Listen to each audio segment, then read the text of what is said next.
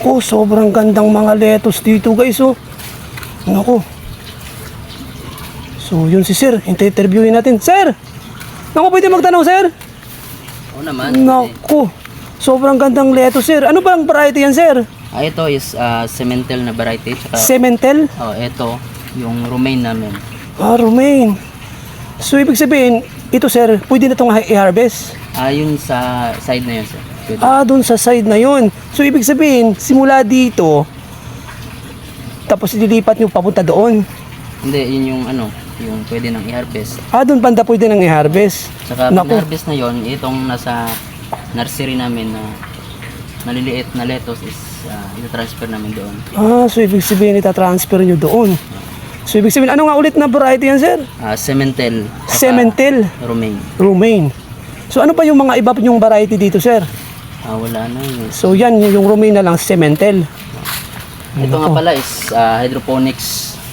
Tawag ito is hydroponics. So nag-grow yung tanim natin na lettuce sa water.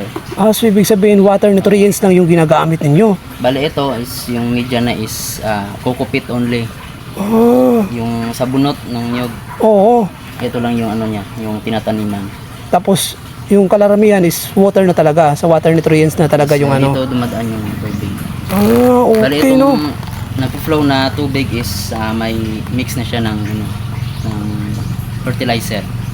So ibig sabihin, sa nagbebenta din ba kayo ng mga ganitong setup ng ng greenhouse or Hindi sir, sa may company na yung so ibig sabihin, turbulent yung dito. so ibig sabihin, magkano ba yung per kilo nyo ng dito, sir? Lettuce. Yung lettuce dito is 200 per kilo. Ng ano nga ulit yung variety yan, sir? Cemental. Cemental. 200 per kilo. Same lang sila ng Same lang sir. Same lang sa ng price. ano nga ulit yung isa? Yung romaine. Romaine. Oo nga. So ito pala yung nursery, sir. So yung guys, yung nursery nila. Tapos, pwede papunta natin doon, sir, yung mga ready to harvest na para makita natin yung kung gaano kalaki yung mga lettuce na pwede nang i-harvest, no? Naku. Sobrang daming tanim dito, guys.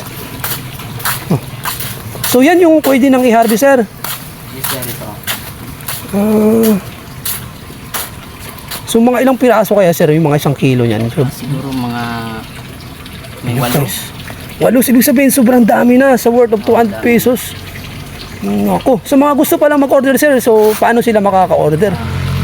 Same lang rin, punta lang din dito sa Aklan Agri Aqua. Aklan Agri Aqua, Located sa Barangay Naluok, Kalibo, Aklan. Naluok, Kalibo, Aklan. So yung guys, sa mga gustong umorder ng lettuce, no? Naku, pumunta lang kayo dito sa Naluok Agri Aqua. Naku, sobrang daming ditong lettuce, guys. Hindi lang lettuce. Doon yung sa kabila din kanina is meron din tayong melon na nakita doon.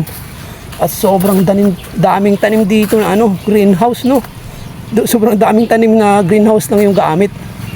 Naku, sige sir, salamat sir, ha. Okay sir, salamat. Naku, thank you sir. Sana maraming bumili sa'yo dito. Okay, sir, thank you. Thank you.